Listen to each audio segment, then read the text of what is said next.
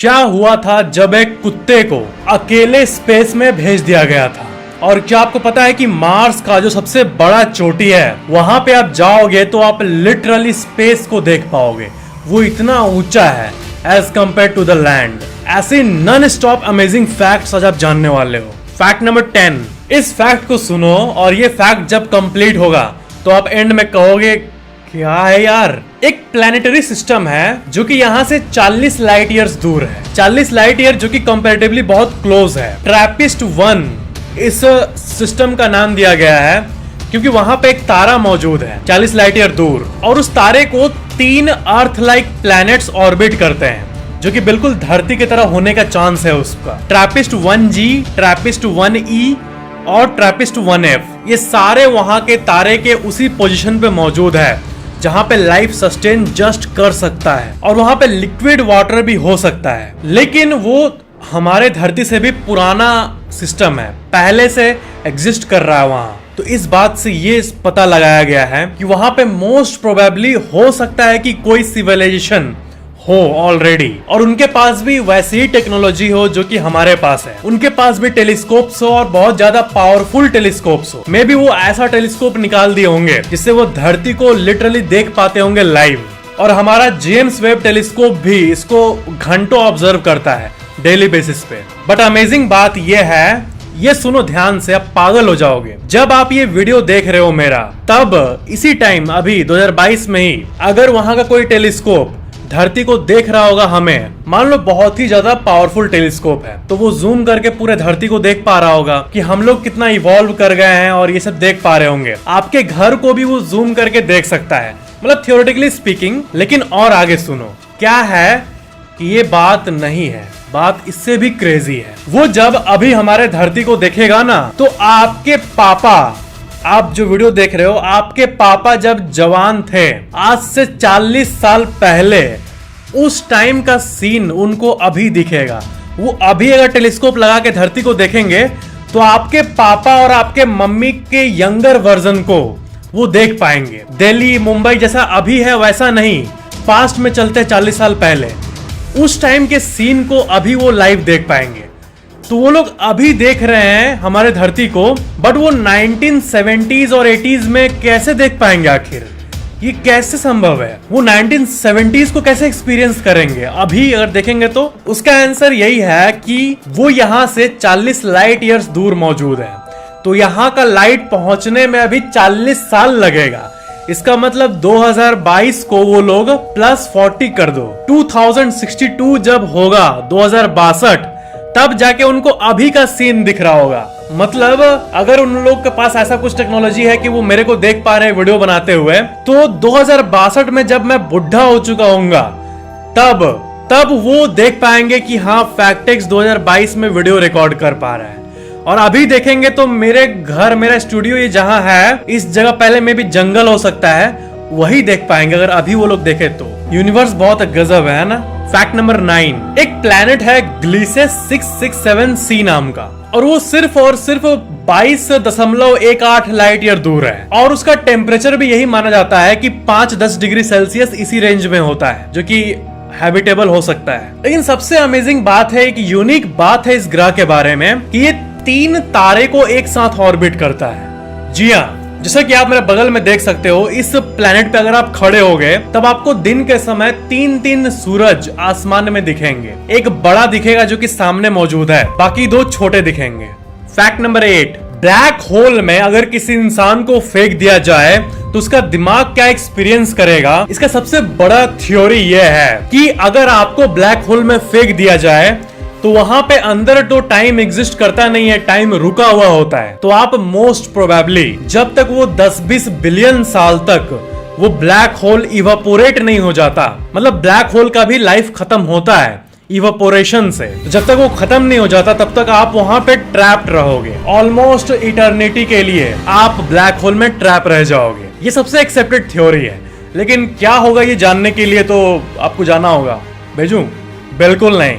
Fact number 7, एक arrows नाम का एक एस्ट्रॉयड है और वो सबसे नियर अर्थ का सबसे डेंजरस ऑब्जेक्ट है। इस चीज का आप साइज जो है वो एक नॉर्मल शहर से कंपैरिजन आप देखो कितना है। और सबसे खतरनाक बात यह है कि ये हमारे सोलर सिस्टम में ही मंडरा रहा है और ये 17 किलोमीटर वाइड है और करीब 34 किलोमीटर लंबा है। आपको मैं इंफॉर्मेशन के लिए बता दूं कि जो ऑब्जेक्ट धरती से टकराया था और डायनासोर्स विलुप्त हो गए थे, वो करीब 10 किलोमीटर लंबा था। वो ऑब्जेक्ट ज्यादा लंबा नहीं था। 10 किलोमीटर कितना ही होता है, उतने लंबे से पूरे डायनासोर का प्रजाति विलुप्त हो गया। तो ये तो 17 किलोमीटर वाइड है। इनफैक्ट ये भी प्रिडिक्ट किया जा रहा है कि अगर ये हिट कर गया किसी पार्ट को, तो क्या है कि इतना बड़ा ऑब्जेक्ट अगर समुद्र में हिट किया तो सुनामी आ सकती है और धरती पे एक ऐसी स्टेट आ सकती है ना जिसको कहते हैं इटर्नल विंटर, हमेशा के लिए ठंड पूरे धरती पे। ऐसा क्लाइमेटिक चेंज कर सकता है ये ऑब्जेक्ट। समझ नहीं आता, 17 किलोमीटर ही चौड़ा है लेकिन इसका इंपैक्ट होने से धरती तहस नहस हो सकती है। तो अगर ये कभी भविष्य में धरती के तरफ आया तो नासा को इसका जो ट्रेजेक्ट्री भटकाने के लिए बहुत बड़ा स्पेसशिप को भेजना होगा, लेकिन ये पॉसिबल है। फिलहाल नियर फ्यूचर में ये धरती के सामने आ रहा है, इसकी कोई संभावना तो नहीं है, लेकिन ये टेंशन देकर रखा है वैज्ञानिकों को क्योंकि ये सौर मंडल के अंदर ही घूम रहा है। फैक्ट नंबर 6, वीनस ग्रह के बारे में आप जानते ही होंगे कि वहां का कितना गर्म सरफेस है। आपको पता है एक रशियन प्रोब वीनस पे उतरा था और जस्ट उतरा, जल्दी जल्दी पिक्चर लिया, जल्दी जल्दी सेंड किया धरती को और फिर वो बेचारा गल गया क्योंकि वहां पे कोई भी मेटल या कुछ भी रह ही नहीं सकता है। तो गलने के पहले का जो पिक्चर क्लिक किया था उसने वीनस के सरफेस का, वो आप अपने स्क्रीन पे देख सकते हो। ये है उस टाइम का रॉ पिक्चर और पहला स्पेसक्राफ्ट बना जो कि वीनस के सरफेस को टच किया। और भी कई सारे ऑब्जेक्ट्स को भेजने का प्लानिंग कर रहे हैं वैज्ञानिक। Fact number 5, gamma ray burst. ये जो होती है इसके बारे में मैं आपको बताते रहता हूँ कि गामा रे बर्स्ट आया था जो कि साइंटिस्ट ने रीड किया था। तो आपको पता है गामा रे बर्स्ट जो है ये बहुत ही अमेजिंग चीज है। ज्यादातर यूनिवर्स में जो गामा रे बर्स्ट वैज्ञानिक लोग रीड करते हैं वो करते हैं कहीं पे ब्लैक होल बनने के बाद। जब कहीं पे यूनिवर्स में ब्लैक होल बनता है तब गामा रे बर्स्ट यूनिवर्स के चारों तरफ फैल जाती है। एंड आप यकीन नहीं करोगे, ये सिंगल लाइन पॉइंटेड बर्स्ट होती है और सिर्फ 2-3 सेकंड के लिए होती है, ज्यादा नहीं होती है। कुछ कुछ गामा रे बर्स्ट तो मिली सेकंड के लिए होता है, कुछ कुछ बर्स्ट 3-4 सेकंड लास्ट कर जाती है। लेकिन उस 1 सेकंड में, ध्यान से सुनो इस बात को, उस 1 सेकंड में जितनी एनर्जी रहती है वो हमारा सूरज 10 बिलियन सालों में, हजारों करोड़ों सालों में जितना भी एनर्जी प्रोड्यूस करेगा ओवर टाइम, उन सब को ले लो, उतना सिर्फ ये 3 सेकंड में करता है ये गामा रे बर्स्ट। अपने पूरे जीवन में जितना एनर्जी लो, सन ने अपने पूरे जीवन में जितना एनर्जी दिया है उस सारे को लो उतना 3 सेकंड में। सोचो ये कितने खतरनाक एस्ट्रोनॉमिकल इवेंट्स हैं। इनफैक्ट 1991 में इसी चीज को स्पेशली डिटेक्ट करने के लिए कई गामा रे ऑब्जर्वेटरीज को लगाया गया और रफली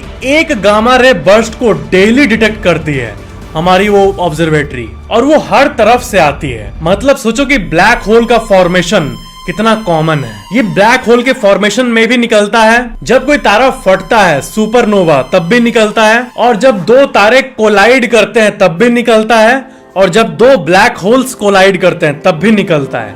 तो ये सब चीजें हर सेकेंड हमारे यूनिवर्स में कहीं ना कहीं हो रही है। फैक्ट नंबर 4, अलग अलग प्लेनेट पे अलग अलग हाइट पे हम लोग जंप कर सकते हैं। जैसे कि धरती का एक नॉर्मल जंप करीब 0.45 मीटर्स का होता है और ये जंप करीब 1 सेकेंड लास्ट करता है, फिर आप आ जाते हो। जैसे आप मतलब एकदम नॉर्मल जंप की बात हो रही है, आप बाहर जाओ जंप करो पूरा दम लगा के तो 0.45 मीटर जंप करोगे और नीचे आ जाओगे। ये धरती की नॉर्मल ग्रेविटी है, गुरुत्वाकर्षण बल है। तो अगर आप चांद पे जाओगे और उतने ही फोर्स से जंप करोगे जितना कि आप धरती पे किए, तब आप करीब 4 सेकेंड हवा में रहोगे फिर गिरोगे। करीब 3 मीटर आप जंप कर जाओगे उतने ही फोर्स पे। मंगल ग्रह की बात करें तो वो धरती से काफी मेल खाता है। वहां पे 0.45 धरती की तरह तो नहीं, लेकिन 0.9 मीटर तक थोड़ा सा ज्यादा जंप होगा। प्लूटो जो कि एक छोटा प्लेनेट है, उस पे अगर आप धरती जैसे जितना फोर्स से आप जंप करते हो उतना ही फोर्स से जंप करोगे तो आप करीब 8 मीटर ऊपर चले जाओगे और पूरा फुल व्यू का मजा ले पाओगे 10 सेकंड के लिए। आप उतने ही फोर्स से जंप करोगे प्लूटो पे तो फिर आप 5 सेकंड तक ऊपर जाओगे, फिर 5 सेकंड लगेंगे आपको नीचे आने में और टोटल 10 सेकंड का व्यू आप एंजॉय करोगे। जैसे सपने में कभी कभी आता है ना, या फिर रैंडम थिंकिंग में आता है ना कि काश ऐसा कोई पावर होता हमारे पास जो हम बहुत हाई जंप कर पाते हैं, एकदम ड्रीमी टाइप का। वही चीज एक्चुअल में प्लूटो पे होगा। सैटर्न जो है, ब्यूटीफुल प्लैनेट सैटर्न, उसका एक मून है एनसेलेडस और यहाँ पे आप जब जंप करोगे तो आप 150 मीटर तक ऊपर जाओगे, फिर नीचे आओगे। वहां पे आप एक कदम भी बढ़ाओगे तो आपको एकदम स्लोली बढ़ाना होगा और आप नॉर्मल दम लगा के इतना धरती पे जंप करते हो, फिर आधे मीटर ऊपर जाके नीचे आ जाते हो, जो हम लोग के लिए नॉर्मल है।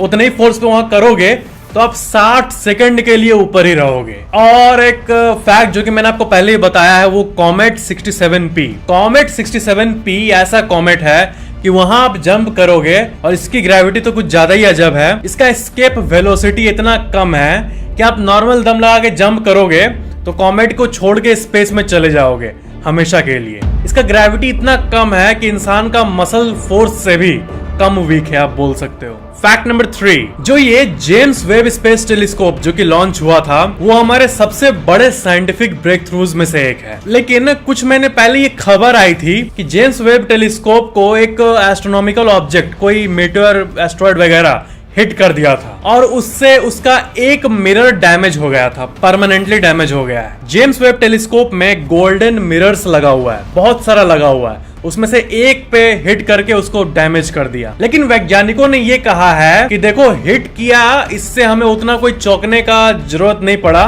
क्योंकि हमें पता है कि ऐसा होगा ही। स्पेस में, स्पेस इतने चीजों से भरा हुआ है, कभी तो कुछ ना कुछ हिट करेगा। तो हमने जेम्स वेब को ऐसे ही बनाया है कि एक मिरर खराब होने से उसके क्वालिटी पे उतना फर्क नहीं पड़ेगा। ये सब प्रिपेयर्ड है और ये सब प्लान में ही शामिल है। हमारे जितने भी स्पेस क्राफ्ट्स हैं जो भी ऑर्बिट करते हैं, इंटरनेशनल स्पेस स्टेशन जितने ये सब है, सब डेली कुछ ना कुछ से हिट होते हैं। ऐसा नहीं है जैसे हमारे दिमाग में है क्या वो स्पेस में तैर रहे शांति से, वैसा नहीं है। कई ऑब्जेक्ट्स आर पार हो रहे हैं। स्पेस ऑब्जेक्ट से भरा हुआ है और धरती के एटमॉस्फेयर के पास तो बहुत ज्यादा ही भरा हुआ है स्पेस जंक के चलते। तो स्पेस क्राफ्ट या फिर कोई भी हमारा कोई भी टेलीस्कोप उससे कुछ ना कुछ हिट करेगा, ये प्लान लेके ही चलना पड़ता है हमें। फैक्ट नंबर 2, कभी कभी रियलिस्टिकली ही कुछ ऐसी चीजें हम ऑब्जर्व कर लेते हैं ना कि पास्ट में जितना पढ़ाई किए हैं सब लगता है क्यों किया आखिर। ऐसे ही कुछ हुआ था साल 2018 में, जब एक ऐसी चीज हुई जो आप यकीन नहीं कर पाओगे। जितने आप मेरे व्यूअर्स हैं, आप सबको पता होगा कि ब्लैक होल में कोई एक चीज अंदर चली गई तो उसका बाहर निकलना इम्पॉसिबल है, क्योंकि लाइट के स्पीड से ज्यादा स्पीड चाहिए, जो कि इम्पॉसिबल है किसी भी ऑब्जेक्ट के लिए, किसी भी मैटर के लिए। आज तक ऐसा नहीं देखा गया था। बट साल 2018 में एक सुपरमैसिव ब्लैक होल जो कि 665 मिलियन लाइट ईयर्स दूर है, उसके अंदर से कुछ निकलता हुआ नासा के स्पेस टेलीस्कोप, एक न्यूस्टार नामक टेलीस्कोप है, उसने बाहर निकलते हुए देखा। और इस चीज से रिलेटेड आप आर्टिकल्स को भी अपने स्क्रीन पे देख सकते हो। और साल 2003 में तो कुछ डेटा ब्लैक होल के अंदर से निकल रहा था, जिसको कि वैज्ञानिकों ने साउंड में कन्वर्ट किया और वो ऐसा कुछ वाइब्रेशन निकल रहा था। जब डेटा को वैज्ञानिकों ने साउंड में कन्वर्ट किया 2003 वाला, तो उसमें हमिंग की साउंड आ रही थी। तो ये सब जब दिखता है तब ऐसा लगता है कि नहीं, जो ये रिलीजन है और जो साइंस है वो कहीं ना कहीं कनेक्टेड है। और पुराने वेद, ये सब चीजों को पढ़ के हम लोग सही में बहुत कुछ को फाइंड कर सकते हैं। और जब 2003 और 2018 में ब्लैक होल से निकलती हुई चीज दिखी वैज्ञानिकों को, तब अब इस पे शक होने लगा कि ब्लैक होल से कोई चीज बाहर भी आ सकती है। ये कैसे हो सकता है? और 2018 वाला केस में ये पाया गया था कि जिस तारे को वो निगला था, उस तारे को वो लाइट के स्पीड से निगला था, एकदम अपने पूरे इंसेंट ग्रेविटी से निगला था। प्रोबेबली उसी तारे के मटेरियल को वो लाइट के स्पीड के हाफ स्पीड पे इजेक्ट कर रहा है, बाहर छोड़ रहा है। ये कैसे हो सकता है आखिर? जब यह ऑब्जर्व हुआ तब कई इमरजेंसी मीटिंग्स हुई और कई टेलीस्कोप्स को लगाया गया इसी को रीड करने के लिए। और 2018 से लेके इतना टाइम हो गया, अभी तक कुछ उस पर टिप्पणी नहीं कर पाए वो लोग कि आखिर ये कैसे पॉसिबल है। मे बी और डेटा मिलते जाए जैसे, वैसे उस पे अपडेट आता जाए, और आएगा तो सबसे पहले ऑफ कोर्स मैं आपको बताऊंगा। फैक्ट नंबर 1, 1957 के टाइम पे कोई भी चांद पे नहीं गया था और धरती के लोगों को पता नहीं था कि अगर कोई स्पेस में जाए तो कैसे ग्रेविटी एक्ट करेगा या फिर स्पेस सूट में कितना क्या सेटिंग होना होगा। सिंपली स्पीकिंग उसके बारे में कोई आइडिया नहीं था। किसी को नहीं पता था कि स्पेस में ह्यूमन बॉडी में कुछ खराबी तो नहीं हो जाएगा, इतना रिस्क कौन लेगा। तो फिर रशिया में ये किया गया कि एक कुत्ते को लेके टेस्ट किया गया कि ये जब जाता है स्पेस में तो इसके बॉडी के साथ क्या होता है। लाइका एक फीमेल डॉग थी और गली के ही एक जो स्ट्रे डॉग्स होते हैं ना वही थी मॉस्को की, और उसको उठा लिया गया। फिर लाइका के बॉडी के ऊपर हार्ट बीट सेंसर्स और बहुत टाइप के सेंसर्स को लगाया गया ब्रीदिंग रेट और पल्स को मापने के लिए। किसी को नहीं पता था कि उसके साथ क्या होने वाला है, फिर भी ये किया गया और फाइनली लाइका को लॉन्च कर दिया गया स्पेस में। लाइका बुरी तरह से डरी हुई थी और ये उसके ब्रीदिंग सेंसर्स और पल्स रेट सेंसर्स बता रहे थे जितना एक कुत्ते का होना चाहिए पल्स रेट उससे ट्रिपल हो गया, 3 गुना ज्यादा उसका हार्ट बीट तेज हो गया जैसे जैसे वो ऊपर जा रही थी। और उस टाइम की टेक्नोलॉजी उतनी भी एडवांस्ड नहीं थी और इसलिए उसका जो केबिन था जिसमें वो थी, केबिन के अंदर इतनी गर्मी हुई कि अंदर का टेम्परेचर 40 डिग्री से भी ऊपर चला गया।